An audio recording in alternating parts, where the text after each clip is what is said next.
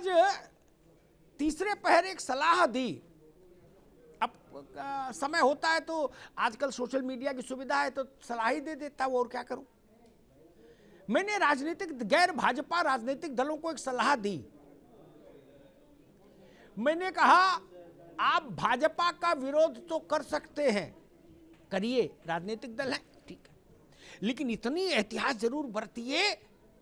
बहुत hairline division है, बहुत शार्प, छोटा सा, कि भाजपा का विरोध करते करते कहीं काशी, अयोध्या और मथुरा के विरोध के आंगन में न कूद जाइएगा। क्योंकि मैंने उसमें बताया, वहीं से सवाल आपसे लूंगा, कि अयोध्या का विरोध जिन जिन दलों ने किया था, ये बात कर रहा हूं 89 से, जब से अयोध्या बड़ा मुद्दा बना, वो सारे दल आज कुपोषित हो गए, कुपोषण के शिकार हो गए।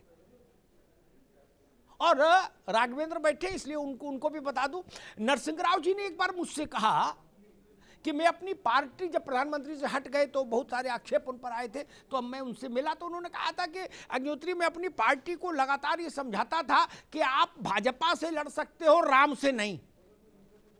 अब बोले पार्टी वहीं गलती कर जाती थी। तो कपिल जी, आपसे, आप समझ ही गए होंगे मेरा भाव। आज के दिन ये मसला उठाना कि भाई हमारी सरकार ने कैबिनेट में इसके विचार को अप्रूवल दिया, बाद में खैर सरकार ने कहा नहीं दिया, ऐसा कोई बैठक में कोई एजेंडा कागज मिला ही नहीं, और फिर ये कहना कि अंतिम समय में मोक्ष के लिए लोग काशी में ही रहते हैं तो प्रधानमंत्री को 2-3 महीना यहीं रह जाना चाहिए। ये भाषा आपको नहीं लगती ये अयोध्या के समय की भाषा है, जब मुलायम सिंह जी की सरकार हुआ करती थी, और उन सब भाषा का इतना नुकसान हुआ, इतना नुकसान हुआ कि होते होते यहां तक स्थिति आ गई। नहीं कपिल जी? अमिताभ जी, सबसे पहली चीज तो हम ये कहना चाहेंगे कि सरकार जो कहे वो गीता और बाइबिल और कुरान नहीं है। ठीक, हाँ। 2015-2016 के बजट को उठा लें, सरकार को साफ कर देना चाहिए कि भैया 2015-16 में आपने 40 करोड़ रुपए का बजट जो है वो भवन अधिग्रहण के लिए विस्तारी योजना में आपने काशी को नहीं दिया था। कर दें, इनके प्रवक्ता बैठे हुए हैं, और कम से कम वो बजट भी निकलवा लें। हम तो कह रहे हैं आपको 2015-2016। अब मैं दूसरी बात कहता हूं कि देखिए, भाजपा का विरोध करते करते कोई भी राम का विरोध कर ही नहीं सकता, इसलिए कि भारतीय जनता पार्टी राम जी के आदर्शों पर नहीं चलती है, और ना वर्तमान समय के हमारे प्रधानमंत्री जी राम जी के आदर्शों पर चलती है।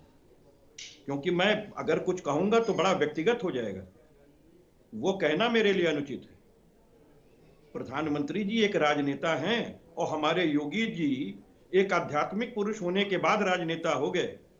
भगवान गौतम बुद्ध जब निकले थे तो उन्होंने राजतंत्र को छोड़ के मोक्ष की प्राप्ति के लिए गया, और बौद्ध गया गया और बोधिसत्व की प्राप्ति की थी। दोनों की तुलना नहीं की जा सकती। शुद्ध राजनीति कर रहे हैं।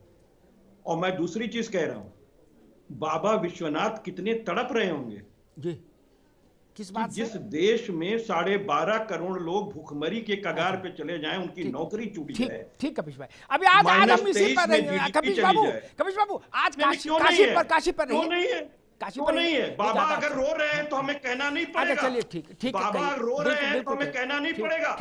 756 किसान बैठा के मार दिए और बाबा विश्वनाथ खुश होंगे। ठीक, आप बताइए अग्निहोत्री जी, कैसी बात है? कपिश बाबू, बाकी को बहस में नहीं आए, रुको लोगों को लिए अरे भाई, बाकी को भी बहस में, और परलौकिक के लिए हम लोग भी ज्ञान रखते हैं। रुको बाबू, बात इस चीज की है कि इस संविधान में इसका कोई महत्व नहीं है, देश के हित में। ठीक है, अब रुक जाओ, बाकी को भी बहस में लिया। आपने अच्छी तरीके से बात रखी।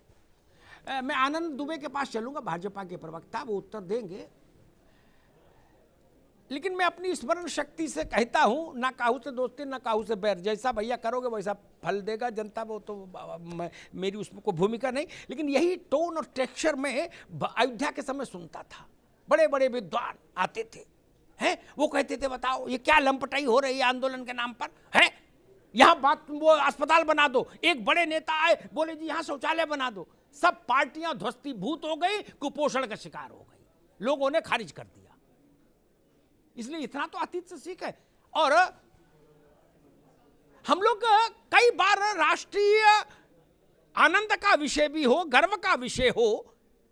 आज ताई आए हमारे यहां, इन्हीं 3 बिंदुओं को क्यों रौंदा उन्होंने? क्योंकि ये हमारी आत्मा से जुड़े विषय थे। ये कोई सैन्य शासित सैन्य स्थान नहीं थे भारत के, ना आर्थिक स्थान थे। अयोध्या तो बहुत पिछड़ा इलाका था, वहां काय के लिए आए थे? इसीलिए आए थे कि भारत के माथे पर लात रख के खड़े हो जाए। तो अगर वहां वो चीज पलटी जा रही है तो राष्ट्र के गर्व का विषय है। तब सब रुक, आप नहीं आएंगे, आपके पास जब आएंगे आपके आएंगे। अब सवाल यहां ये उठाया जा रहा कि जी इतने बच्चे भूखे, दोनों बातें सत्य हैं, बच्चे भी भूखे हैं, ठीक है। ये सवाल हमारी बात में वजन मालूम क्यों नहीं रहता है? इसलिए नहीं रहता चूंकि हम पर उपदेश कुशल बहुतेरे, जो आचरहि सो नर न घनेरे। हम एक रास रंग पर 300 करोड़ रुपया खर्च कर देते हैं एक शहर में, जब सरकार में होते हैं, तब बच्चे भूखे नहीं होते।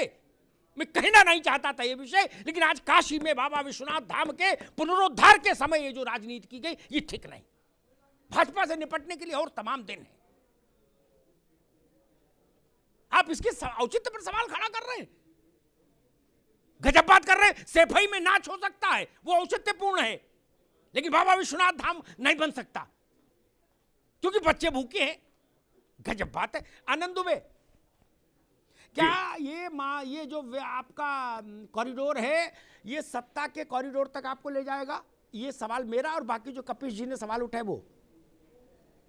नहीं, देखिए जी, हमारे लिए अयोध्या, काशी और मथुरा कहीं से भी राजनीति से प्रेरित नहीं। पहली चीज, भारतीय जनता पार्टी हमेशा से कहती आई है कि जो भी हमारे पौराणिक मान्यताओं वाले शहर हैं और हमारा जो सांस्कृतिक राष्ट्रवाद है, वह हमारे लिए सियासत से बहुत ऊपर है।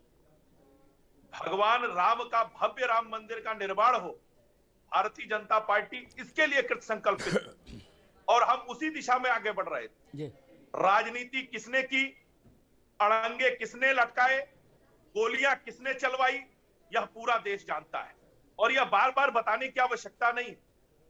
दुख की बात है कि आज जब काशी विश्वनाथ कॉरिडोर का निर्माण हुआ है और पूरी दुनिया में बैठा हिंदू जनमानस इस पर गर्व की अनुभूति कर रहा है, ऐसे समय में समाजवादी पार्टी के राष्ट्रीय अध्यक्ष अखिलेश यादव जी का जो बयान है वह बेहद शर्मनाक है और घृणित है। इस तरह का बयान जो उन्होंने दिया है, पहली चीज। दूसरी चीज, मैं पूछना चाहता हूं कि अयोध्या, काशी, मथुरा या आजादी के बाद से क्यों सभी राजनीतिक दलों के लिए अछूत रहे?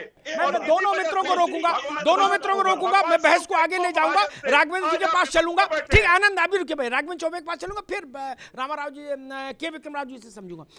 राघवेंद्र जी, आपसे एक सवाल पूछूं उससे पहले एक बात और ध्यान आ गई। ये जो दोनों मित्रों ने अभी कहा उससे एक बात निकली। मसला ये होता है कि कई बार राजनीतिक दल ये समझने से चूक जाते हैं कि देश का मन किधर है। वो केवल उन्हीं में घूमते रहते हैं कि जो पार्टियां पंजीकृत हैं चुनाव आयोग से। पालमपुर अधिवेशन में भारतीय जनता पार्टी ने 89 में ऑफिशियल स्टैंड लिया, लिखत पढ़त में, कि हमारी पार्टी अध्यक्ष से लेके और मोहल्ला का कार्यकर्ता तक अयोध्या आंदोलन के साथ हैं और सक्रिय भूमिका निभाएंगे। ठीक, बाकी कोई पार्टी ऐसा नहीं की, बल्कि बाबरी मस्जिद एक्शन कमेटी जो लोग चला रहे थे, रामाराव साहब को तो अच्छे से याद होगा, वो लोग एक पार्टी में महत्वपूर्ण पदों पर जरूर आ गए। तो माना गया कि ये बाबरी मस्जिद एक्शन कमेटी का समर्थन ये पार्टी कर रही। तो इतिहास तो ब्लैक एंड व्हाइट से चला गया ना राघवेंद्र चौबे जी। और आपके यहां भी गजब है, आज काशी में इतना बड़ा कार्यक्रम होना था, ठीक, तब कल जयपुर में आपके राहुल जी ने हिंदुत्व पर व्याख्या पेश कर दी। अब वो फजीता नहीं समेट रहा कि हिंदू कौन और हिंदुत्व कौन। बोले हिंदुत्ववादियों को देश से भगाना है। बताइए राघवेंद्र जी, कैसे कैसे काम हो रहे हैं भैया। आप लोग पीछे भी नहीं देख रहे, कहां कितनी बड़ी पार्टी थी, कहां आ गई। नहीं, हम पीछे भी देख रहे हैं, आगे भी देख रहे हैं। अच्छा। अमिताभ जी, पहले मेरी बात 2 मिनट आप ध्यान पूर्वक सुन ले। ये सारे मित्र जो बैठे हैं, ये तो कहीं कहाँ के हैं मुझे बहुत नहीं मालूम, लेकिन मैं काशी का ही हूँ। मैं वाराणसी महानगर का महानगर कांग्रेस कमेटी का मालूम है अध्यक्ष भैया, हूँ, मालूम ठीक है? है। हाँ। मैं बता रहा हूँ पूरी जी। बात। और देखिए, जो चीजें आज आई हैं आपके सामने, कभी मेरा अमिताभ जी, आप बहुत सीनियर है, मुझे लग रहा है कि आप पुराने विश्वनाथ दरबार में भी दर्शन किए होंगे जरूर। खूब किए। तो जो पहले दर्शन होता था, पहले ज्योतिर्लिंग का दर्शन करने के बाद हम निकलते थे जब उससे बाईं तरफ, तो मां अन्नपूर्णा का दर्शन होता था बाबा के दरबार में। और थोड़ा सा और जब फेरी करते समय बढ़ते थे तो मां पार्वती का दर्शन होता था, जो कार्तिकेय जी और गणेश जी को लेके बैठी तो मूर्ति थी। फिर फेरी पूरा करते थे तो कसौटी पत्थर की भगवान सत्यनारायण जी की मूर्ति हुआ करती थी, बहुत काली मूर्ति, बहुत ऐतिहासिक, वहां बहुत दिव्य चरणामृत प्रसाद स्वरूप मिलता था वहां पे। जी। आज वो सारे मंदिर वहां पे स्मृति हो गए। क्या दोष था उन मंदिरों का? वो बाबा का जो पूरा दरबार था, जो उनकी कचहरी थी उस विश्वनाथ मंदिर में, वो ध्वस्त कर दिए गए।